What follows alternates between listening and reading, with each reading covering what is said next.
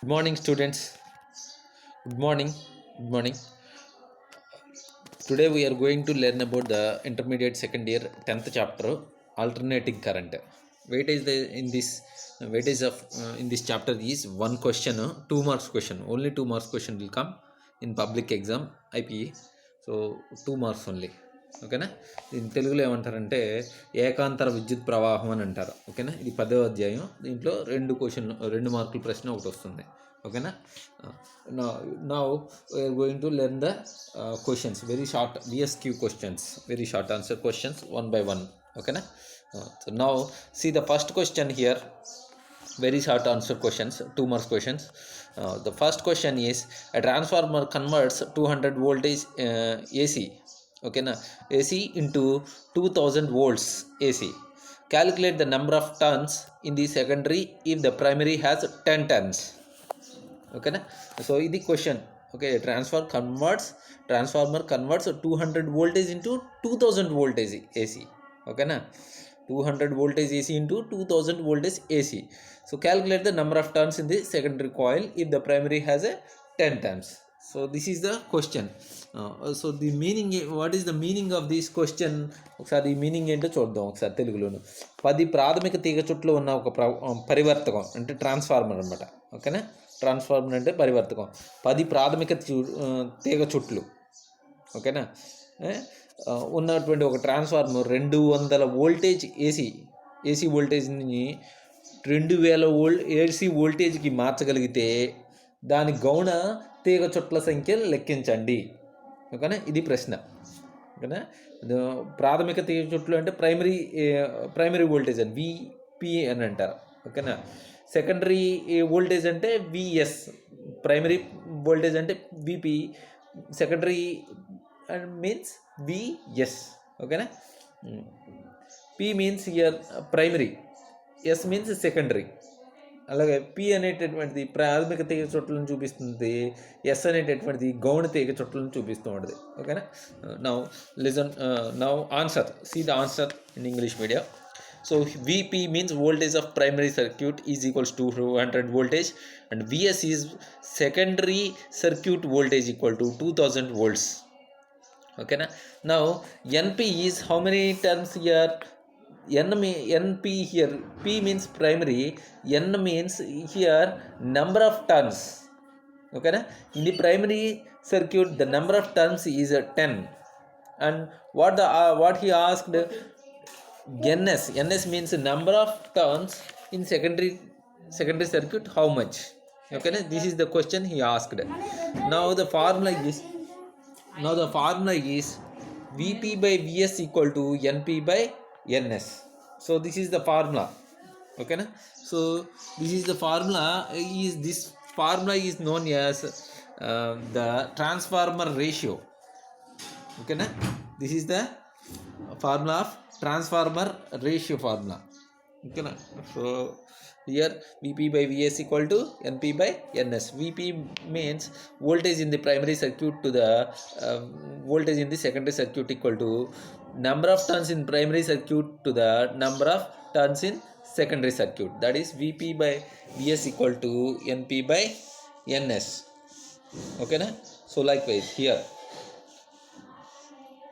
this is the formula is known as a transformer ratio. Here substitute here what we require, ns require, ns convert, turn this side, and remaining terms you turn left, these terms, remaining term you need to keep in this direction.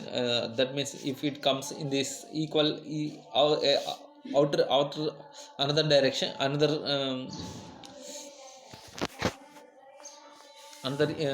side of the equation, then we can get vs by vp into np, that is equals to, here vs means how much, 2000, and vp is 200, np means 10. Substitute the values here. Okay na? So then after substituting you can find that this 200 will go remaining term, and 110 is also multiplied. So how much remaining 10 into 10, 100. This is the answer.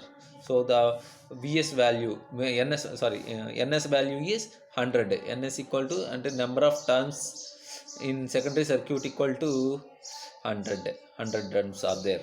ఓకేనా. నా Telugu medium వాళ్ళకి చూడండి ఒకసారి. పరివర్తకం యొక్క దాన్ని ఏమంటారంటే పరివర్తకం నిష్పత్తి formula తెలుసు కదా మీ అందరికీ. ఆ ఫార్ములా ఏంటంటే VP/VS = NP/NS. ఫస్ట్ దీన్ని తెలుసుకునే ముందు ఇది ఫార్ములా, ఓకేనా.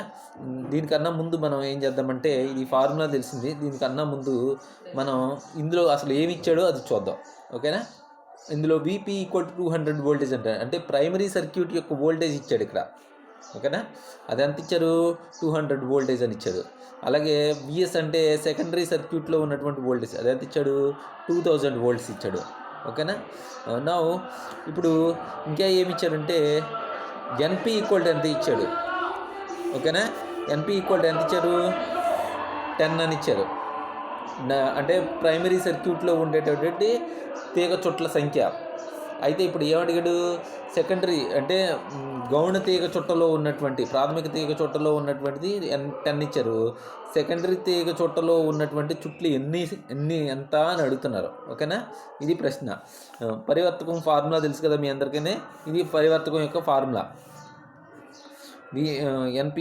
VP/VS = NP/NS. ఈ NS ఇటువైపుకి తీసుకొచ్చి, ఒకవైపుకి తీసుకొచ్చి మిగిలిన అన్నీ కూడా ఇటువైపుకి తీసుకొచ్చేయండి. అప్పుడు ఏమవుతుంది, ఫార్ములా VS/VP × NP అవుతుంది, ఓకేనా. ఇందులో సబ్స్టిట్యూట్ చేయండి. VS అంటే వాల్యూ సబ్స్టిట్యూట్ చేయండి. VS అంటే 200, అది ఇక్కడ సబ్స్టిట్యూట్ చేయండి. VP అంటే 200, అది ఇక్కడ సబ్స్టిట్యూట్ చేయండి. NP అంటే 10, అది ఇక్కడ సబ్స్టిట్యూట్ చేయండి, ఓకేనా. సో మల్టిప్లై దీన్ని తీసుకుంటే ఇది 200, ఇందులో ఉన్నటువంటి 200 2 సున్నాలు పోయి ఇంకా 2 కొట్టుకుపోయి 10 × 10 ఏమవుతుంది, 100 ఉంటుంది. సో ఓకేనా. సో ఈ విధంగా ఫస్ట్ క్వశ్చన్ అనేటువంటిది కంప్లీట్ అయింది. నెక్స్ట్ సెకండ్ క్వశ్చన్కి వెళ్దాం. What type of transformer is used in 6 volts bed lamp. So how what type of transformer is used in 6 volts bed lamp. So daily we are using the bed lamp, okay na. We know that we are well aware of the bed lamp. So here in this bed lamp, what type of transformer is used in 6 volts bed lamp, okay na. So that is that is the question. అంటే దీని అర్థం ఏంటంటే, ఏ రకం 6 volt bed ల్యాంప్లో ఎటువంటి పరివర్తకాన్ని ఉపయోగిస్తారు అని దీని అర్థం, ఓకేనా. ఆన్సర్ చూడండి. Step down transformer is used in 6 volts bed lamp. Step down transformer. Why step down? It is more power, the voltage is high in the private side, 240 volt is nearly in our household voltage is current voltage. But here in the bed lamp only 6 volts are there. So what is the transformer here? The transformer has to step down, not step up, okay, because the voltage is reducing. So it is the transformer is a step down only, okay na. తెలుగులో చూడండి. 6 voltల bed ల్యాంప్లో అవరోహణ పరివర్తకాన్ని ఉపయోగిస్తారు. ఆరోహణం కాదు, అంటే ఆరోహణం అంటే కింద నుంచి పైకి వెళ్ళేటండి, తక్కువ నుంచి ఎక్కువ. ఇది అవరోహణం అంటే ఎక్కువ 240 వోల్టేజ్ ఉంటుంది మనకి ఇంటికి వచ్చే కరెంటు ఎక్కువ వోల్టేజ్. దాన్ని ఏమని చేయాలి, 6 voltsలో తగ్గించుకోవాలి. అంటే వోల్టేజ్ తగ్గించడాన్ని ఏమంటారంటే ఇక్కడ అవరోహణం అని అంటారు. పైనుంచి కిందకి రావాలి, ఓకేనా. తగ్గించాలి, 240ని 6 voltsలోకి తగ్గించాలి. కాబట్టి దాన్ని ఏమంటారంటే అవరోహణ పరివర్తకం అని అంటారు, ఓకేనా. 6 voltల బెడ్ ల్యాంప్లో అవరోహణ పరివర్తకాన్ని ఉపయోగిస్తారు అనమాట, ఓకేనా. ఇది సెకండ్ క్వశ్చన్ అయింది. నెక్స్ట్ థర్డ్ క్వశ్చన్ చూద్దాం. What is the phenomenon involved in the working of A transformer. అంటే దీని అర్థం ఏంటిది, పరివర్తకం పనిచేయడంలో ఏ దృగ్విషయం ఆధారపడి ఉంది, ఓకేనా. పరివర్తకం పనిచేయడంలో ఏ దృగ్విషయం ఇమిడి ఉంది అనేటువంటిది. ద ఆన్సర్ చూడండి. The transformer works on the phenomena of mutual induction. తెలుగులో అన్యోన్య ప్రేరణపై పరివర్తకం పనిచేస్తుంది. అన్యోన్య పరివర్తకం లేదా అన్యోన్య ప్రేరణ పరివర్తకం అని అంటారు కదా, అది మీకు తెలుసు కదా. మ్యూచువల్ ఇండక్షన్ అంటే ఒక సర్క్యూట్కి పక్కనే ఇంకో సర్క్యూట్ తీసుకొచ్చి పెట్టామనుకోండి, ఒక దాంట్లో కరెంట్ పాస్ చేస్తుంటే ఆటోమేటిక్గా రెండో సర్క్యూట్లో కూడా కొంచెం కరెంట్ అనేటటువంటి గాల్వనోమీటర్ అనేది అపవర్తం చూపిస్తూ ఉంటుంది అనమాట. ఓకేనా, డిఫ్లెక్షన్ అని చూపిస్తుంది. దీన్ని మ్యూచువల్ ఇండక్షన్ అంటారు. ఓకే, సో ఇది third question. Next fourth question చూద్దాం. What is the transformer ratio? Here the given the ratio of number of turns in the primary coil to the number of turns in the primary coil is called transformer ratio. చూడండి ఇక్కడ ఏమంటున్నాడు, wait the ratio of number of turns in secondary coil to the, చూడండి what is the transformer ratio. ఇందాక ముందు చెప్పాను మీకు. ఓకేనా, transformer ratio ఇచ్చాను కదా, VP/VS = NP/NS అని. ఇక్కడ చూడండి, the ratio number of turns VP/ number of turns అంటే N, number of turns in the secondary coil NS, to the number of turns in the primary coil NS/NP. దీన్ని ఏమంటారు, transformer ratio అని అంటారు. NS/NPని ఏమంటారు, transformer ratio అని అంటారు. దీన్ని మనం తిరగేసుకుని రాసుకోవచ్చు, లేకపోతే ఇటు నుంచి ఎటైనా రాసుకోవచ్చు. ఇందాక ఏం రాసాను, VP/VS = NP/NS అని చెప్పాను ఇంతకు ముందు క్వశ్చన్లో. దీన్ని ఎలా అయినా రాసుకోవచ్చు, లేదా దీనికి తిరగేసుకు రాసుకోవాలన్నమాట. అప్పుడు ఏమవుతుంది, NS/NP అంటే అది ఏమవుతుంది, ఈక్వల్ టు మళ్ళీ దాన్ని వోల్టేజ్లో కూడా అలాగే చేసుకుంటారనమాట. ఓకేనా, ఇక్కడితో ఆపుతాను దీన్ని. ఓకే, ఇంతకు మించి అవసరం లేదు దీనికి ఎక్స్ప్లెనేషన్. Okay, right. నెక్స్ట్ వచ్చేసరికి what is the transformer ratio అని తెలుగులో చెప్పాలి కదా. గౌణ విద్యుత్ చాలక బలానికి ప్రాథమిక విద్యుత్ బలానికి గల నిష్పత్తిని ఏమంటారంటే లేదా నిష్పత్తిని గౌణ విద్యుత్ చాలక బలానికి ప్రాథమిక విద్యుత్ చాలక బలానికి ఉన్న నిష్పత్తిని, లేదంటే గౌణ తీగ చుట్టలో ఉన్న సంఖ్యకు లేదా ప్రాథమిక తీగ చుట్టలో ఉన్నటువంటి చుట్ల సంఖ్యకు గల నిష్పత్తిని పరివర్తక నిష్పత్తి అని అంటారు. ఓకేనా, ఇలా అయినా రాసుకోవచ్చు, ఇలా అయినా చెప్పొచ్చు అనమాట. ఓకే, ఎగ్జాక్ట్ ఫార్ములా కావాలంటే కనుక ఇలా రాసుకోవచ్చు, VS/VP = NS/NP. ఓకేనా, దీన్ని ఈ ఫార్ములాని ఇందాక ఎలా రాసాం మనం, తిరగేసుకు రాసుకున్నాం. ఓకేనా, VP/VS = NP/NS అంటే దీన్ని ఇలా తిరగేసాం మనం పైకి కిందకి, ఈ రెండింటిని కూడా. ఓకేనా, ఫార్ములా అయితే ఇట్లాగే ఉంది. ఓకే, ఇలా రాసుకోవచ్చు, లేదంటే దీన్ని ఎలా రాసుకోవచ్చు, ఇంకో రాగం కూడా రాసుకోవచ్చు. దీన్ని ఎలా రాసుకోవచ్చు, VP/VS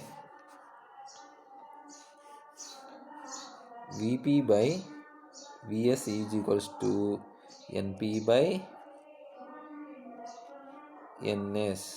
ఓకేనా, ఎలా అయినా రాసుకోవచ్చు. ఓకేనా, దీన్ని కూడా ట్రాన్స్ఫార్మర్ రేషియో అని అంటారు.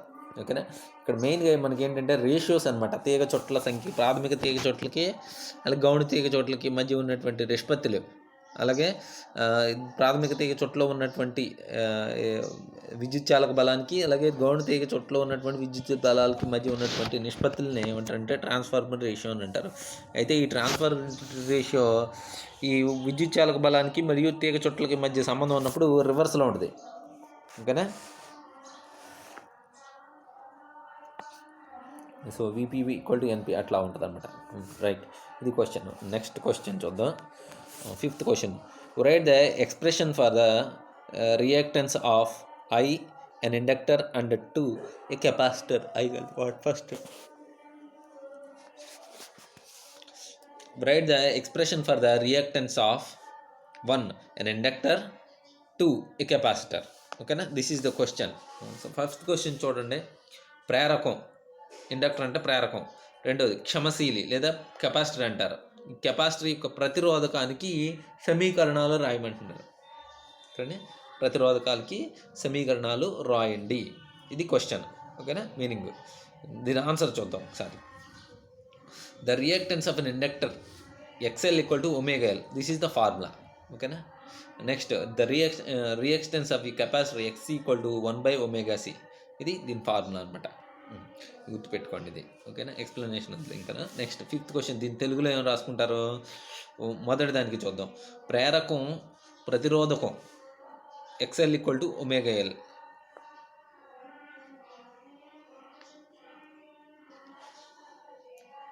నెక్స్ట్ రెండోది క్షమశీలి లేదా కెపాసిటర్ యొక్క ప్రతిరోధకం, దట్ ఈస్ XC = 1/ωc. ఇది ఫార్ములా అనమాట. ఓకేనా, ఇది 5వ ప్రశ్న. నెక్స్ట్ 6వ క్వశ్చన్లోకి వెళ్దాం. చూడండి, next 6th question. 6th question వచ్చేసరికి what is the phase difference between AC EMF and current in the following pure resistor, pure inductor and pure capacitor. ఓకేనా, ఇది question. What is the phase difference between the AC EMF and current in the following pure resistor, pure inductor and pure capacitor. So ఇది question అనమాట. ఈ 6వ క్వశ్చన్కి దీనికి చూడండి ఒకసారి. ఈ మూడింటికి నేను క్వశ్చన్ తెలుగులో మీనింగ్ చెప్తాను చూడండి. ఏకాంతర విద్యుత్ చాలక బలం విద్యుత్ ప్రవాహాల మధ్య దశాభేదం కింది వాటిలో ఏ విధంగా ఉంటుంది? ఒకటిది ఏంటంటే శుద్ధ నిరోధం, రెండోది శుద్ధ ప్రేరకం, మూడోది శుద్ధ కెపాసిటర్లు. ఓకేనా, ఈ మూడిట్లోనూ ఎలా ఉంటుంది అని అడుగుతున్నారు. ఇది ప్రశ్న. ఓకేనా, అర్థమైందా?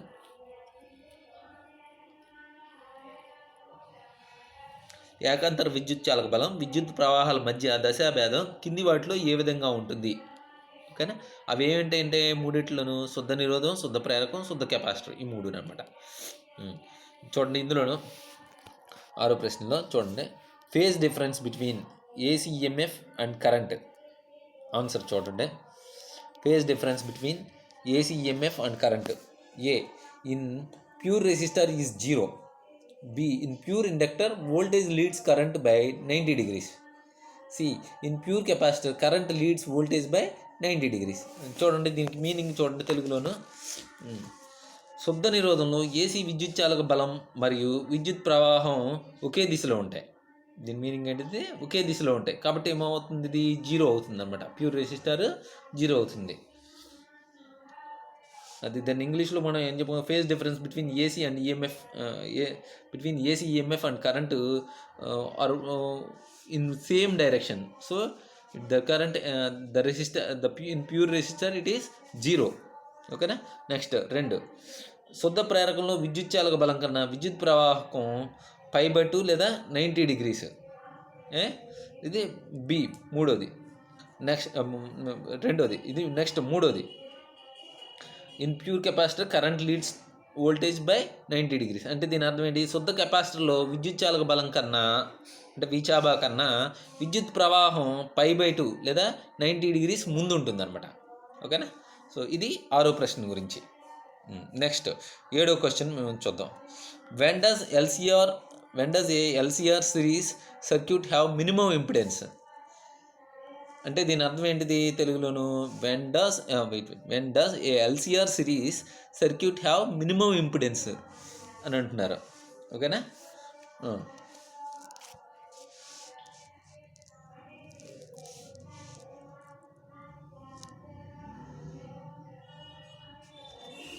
మినిమం ఇంపిడెన్స్ దీని మీనింగ్ ఏంటి?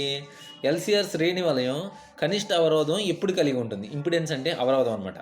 ఓకేనా, LCR శ్రేణి వలయం, సిరీస్ అంటే సిరీస్ సర్క్యూట్ అంటే శ్రేణి వలయం కదా. LCR సిరీస్ సర్క్యూట్ బెండస్ అంటే ఎప్పుడు కనిష్ట అవరోధం, అంటే మినిమం ఇంపిడెన్స్ అంటే కనిష్ట అవరోధం, ఇంపిడెన్స్ అంటే అవరోధం అనమాట. ఓకేనా, ఎప్పుడు కలిగి ఉంటుందని అడుగుతున్నాడు. ఇది ప్రశ్న. ఓకేనా, దీనికి సమాధానం ఏంటంటే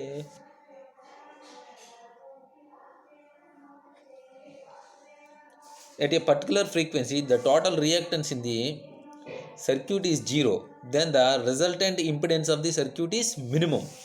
Okay na? At a particular frequency the total reactance in the circuit is 0 అవుతుంది. Okay na? Total reactance in the circuit is 0, then the resultant impedance of the circuit is minimum. Okay na? దీన్ని ఎలా రాసుకోవచ్చు మనం ఒక రకంగా చెప్పుకోవాలంటే కనుక, LCR వలయం కనిష్ట అవరోధం ఎప్పుడు కలిగి ఉంటుందని అంటే కనుక,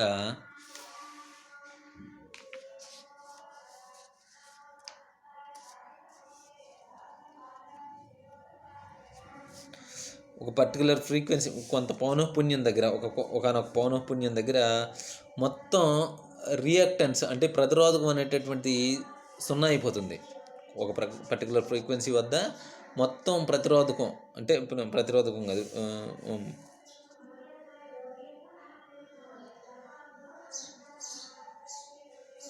వలయం యొక్క మొత్తం ప్రతిరోధకం అనేటువంటిది 0 అయిపోతుంది. దెన్ అయితే ఫలితంగా వచ్చేటటువంటి ప్రతిరోధకం అనేటటువంటిది మినిమం అవుతుంది.